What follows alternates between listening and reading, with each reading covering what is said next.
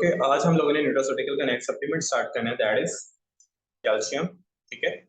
अब कैल्शियम के अंदर हमारे पास क्या क्या चीजें होती हैं, ट्रिगरिंग फैक्टर क्या होते हैं और अल्टीमेटली इसके कंट्रोलिंग फैक्टर क्या होते हैं, कौन सी चीजें इसको इन्फ्लुएंस करती हैं, इसका डेली आरडीए कितना है, बॉडी के अंदर किस किस तरीके से ये मैकेनिज्म रेगुलेट कर रहा होता है, कहाँ कहाँ पे यूज होता है, टॉक्सिसिटी से क्या होता है, वो सब कुछ आज हम इंशाल्लाह कवर करते हैं। First thing is structural and functional role play कर रहा होता है। मतलब ये हमारी बॉडी के स्ट्रक्चर बनाने में भी काम आता है और हमारी बॉडी के फंक्शंस मेंटेन करने में भी काम आ रहा होता है। ठीक है। अब बेसिकली जो कैल्शियम होता है उसकी हम स्टार्टिंग के ऊपर देखते थे पहले कि इसका बेस पॉइंट्स क्या है। इसका आरडीए 1000 से आपको एक्सीड नहीं करना चाहिए। प्रेगनेंसी के अंदर इंक्रीज हो जाता है और अगर आपका बहुत ज्यादा सेडेंटरी लाइफस्टाइल है तो आपका डिक्रीज भी हो सकता है। ठीक है। और इसके अराउंड अराउंड आपको रहना चाहिए इसके अंदर। लाइक आप एजिंग हो रही है आपकी और कोई इश्यूज हो रहे हैं क्योंकि आपकी बॉडी में स्टोर नहीं होगा ना फिर वो, तो अल्टीमेटली आपका आरडीए से अफेक्ट हो सकता है।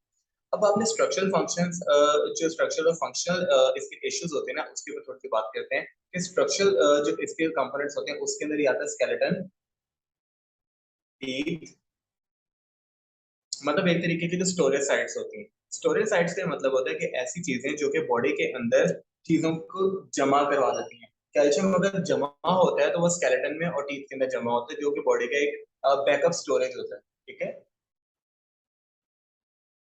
दूसरा फंक्शनल। फंक्शनल का मतलब होता है कि बॉडी के अंदर लाइक जो काम हो रहे हैं वो कैल्शियम से कौन कौन से हो रहे हैं, जैसे कि muscles movement,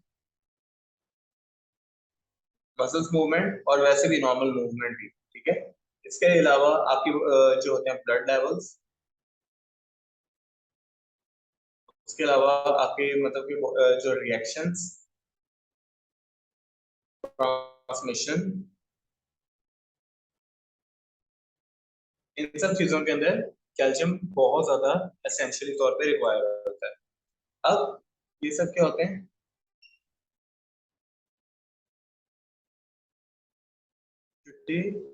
utilisation factors. Utilisation मतलब कि एक तरीके से ये वो करवाते हैं और दूसरा ये होते हैं सीरम लेवल मेंटेन हो रहे होते हैं। ठीक है। मतलब कि सीरम लेवल के अंदर जो होगा वो मसल्स के अंदर भी यूज हो रहा होगा, मूवमेंट में भी, लाइक ब्लड लेवल्स मेंटेन करने में, रिएक्शंस में, ट्रांसमिशन वगैरह के अंदर, इन सब चीजों के अंदर वो यूज हो रहा होगा जो कि सीरम वाला होगा। और दूसरा जो स्टोरेज वाला कैल्शियम होता है वो यहाँ पर होता है स्केलेटन में और टीथ के अंदर। इसके अंदर जो ये यूटिलाइजेशन होती है ना, जो सीरम लेवल होता है जहां पर आपका कैल्शियम मौजूद होता है 1% अराउंड, और यहाँ पे कैल्शियम मौजूद होता है 99%। ठीक है। अब इन दोनों के बीच में जो रेगुलेशन होती है ना उस चीज को हम लोगों ने देखना है, वो थोड़ी सी चैलेंजिंग होती है। ठीक है। वो वहां पे असल में थोड़ा सा इश्यूज हो रहे होते हैं कि अल्टीमेटली बॉडी को क्यों रिक्वायरमेंट है, किस तरीके से रिक्वायरमेंट हो रही होती है, अल्टीमेटली उसका काम क्या होता है। ठीक है। देखें, एक छोटे से मतलब के एग्जांपल से स्टार्ट करते हैं। This is like your skeleton. ठीक है। ये रिब आपका, आपकी बोन्स, ये petrol गिल्डन।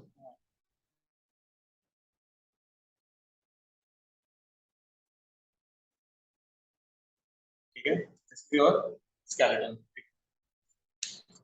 And this is your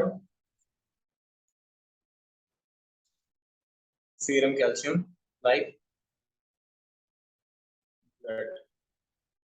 अब क्या होता है देखो, कैल्शियम जो होता है ना वो यहाँ पे काम करता है मेंटेनेंस का,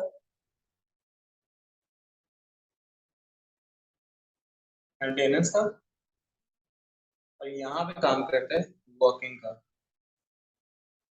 ठीक है। मेंटेनेंस में क्या काम होता है कि इसने बॉडी को बनाए रखना है और इस चीज को इसने डाउन नहीं होने देना। मतलब इसकी क्वालिटी ऑफ स्केलेटन इसके अंदर आ जाता है, क्वालिटी ऑफ बोन्स आ जाता है, मूवमेंट आ जाती है, लोकोमोशन आ जाती है। उसके अलावा जॉइंट्स की डिसलोकेशन से बचाना होता है और इंटेगोमेंसी आ जाती है। इसके अलावा लाइक इश्यूज होते हैं जैसे कि आपके वेट बेयरिंग जॉइंट्स वगैरह के मेंटेनेंस और बाकी सब चीजें।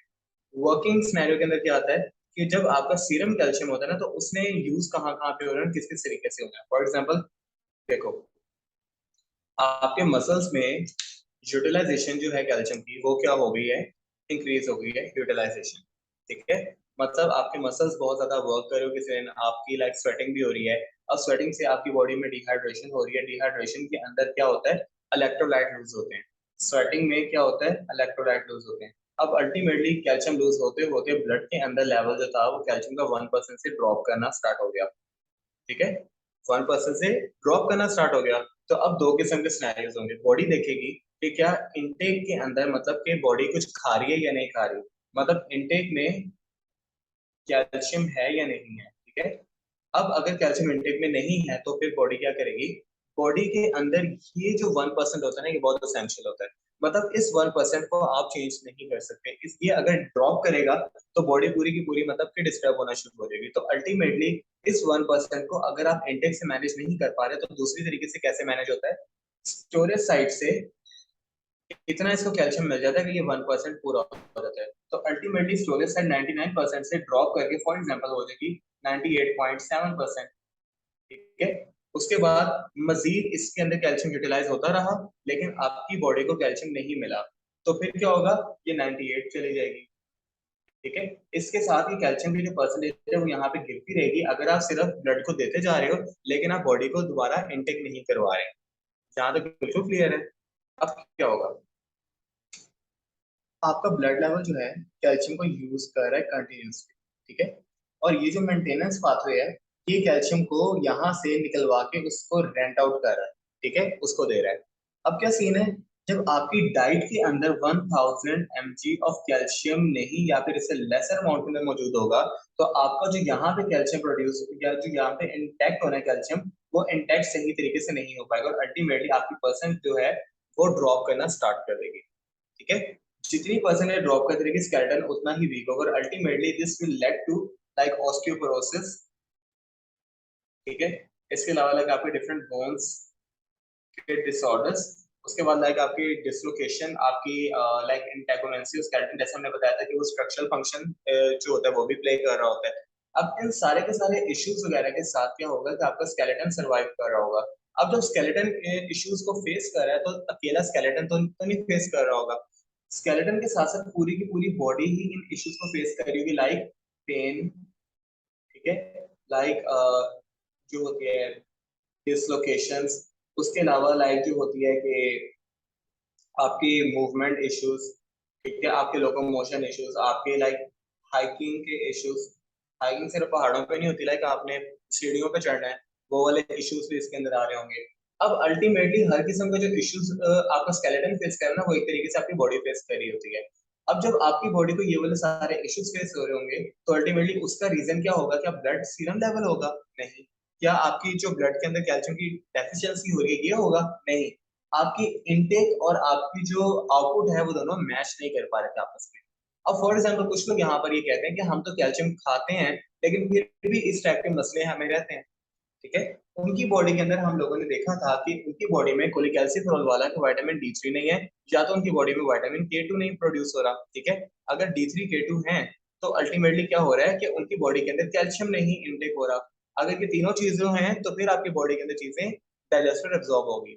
दूसरी बात, अगर आपने डी3 बना रहे हैं और आप के2 बनवा रहे हैं, ठीक है, तो और आपका जो कैल्शियम बॉडी के अंदर अवेलेबल है लेकिन ये किसी तरीके से इनके रिसेप्टर्स डाउन हो जाते हैं तो अल्टीमेटली फिर भी काम आपका नहीं होगा क्योंकि रिसेप्टर उसको सेंस ही नहीं कर पाएगा और अल्टीमेटली डी3 और के2 अपना एक्शन पोटेंशियल नहीं दे पाएंगे इसके अंदर और अल्टीमेटली क्या होगा, आपका कैल्शियम लेवल बॉडी में लो होना शुरू हो जाएगा।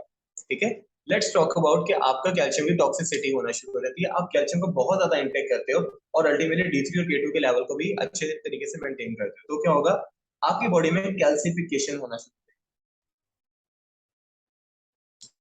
कैल्सिफिकेशन मतलब एक कैल्शियम की अक्यूमुलेशन, जैसे कि आपको पता होगा कि पट्टों में बहुत ज्यादा दर्द होना शुरू हो जाता है जिसकी वजह से क्या होता है कि आपकी मतलब कि आपको लगता है कि मेरे हड्डियां अकड़ गई हैं, मेरे पट्टे अकड़ गए हैं, तो उस केस के अंदर ज्यादातर क्या होता है, एक कैल्सिफिकेशन।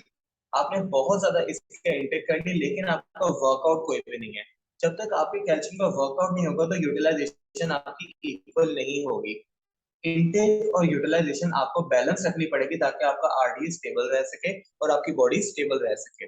तो ये सारे के सारे फंक्शंस और कुछ स्ट्रक्चरल फंक्शंस होते हैं जो कि कैल्शियम आपकी बॉडी के अंदर प्ले कर रहा होता है। आपने सीरम लेवल के अंदर कैल्शियम की रिक्वायरमेंट डेली बेसिस के ऊपर होती है और अल्टीमेटली आपको जो ये स्ट्रक्चरल कैल्शियम होता है इसकी अगर आप क्वांटिटी अपनी मेंटेन करके रखते हो तो आपका सीरम लेवल की भी क्वांटिटी मेंटेन होके रह जा सकती है। लेकिन अगर आप सीरम कैल्शियम की ड्रॉप करते रहते हैं तो आपका स्ट्रक्चरल कैल्शियम उसको रेंट आउट करता रहता है कैल्शियम, और अल्टीमेटली इसका अपना कैल्शियम जो है बॉडी का इतना लो हो जाता है कि वो किसी भी किस्म से कोई काम में नहीं आ सकता और आपकी बॉडी को डिफरेंट किस्म के इश्यूज शुरू हो जाते हैं।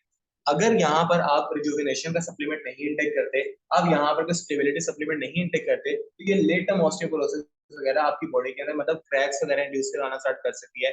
आपके बैकबोन डिसऑर्डर्स हो सकते हैं, आपके पॉस्चर डिसऑर्डर्स हो सकते हैं, आपकी बॉडी के अंदर शेपिंग जो है वो शेमिंग हो सकती है शेपिंग की, और इन सब के जो इश्यूज होते हैं वो आपका स्केलेटन बेसिकली ट्रिगर करवा रहा होता है।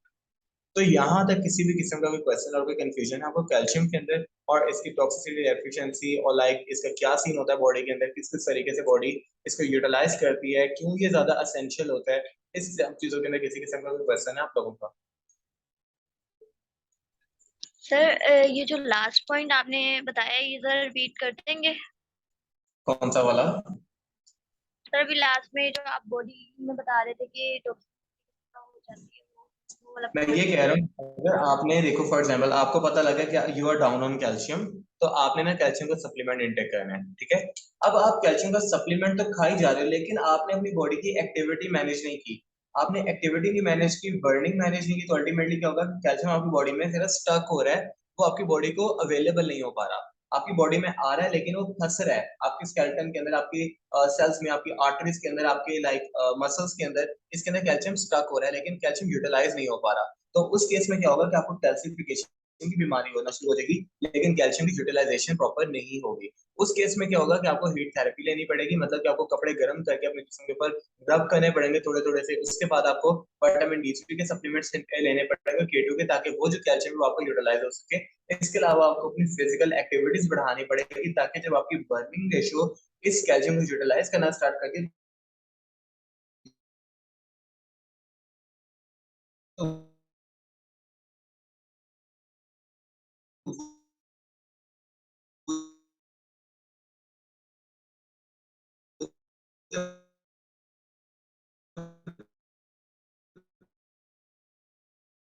बाकी क्या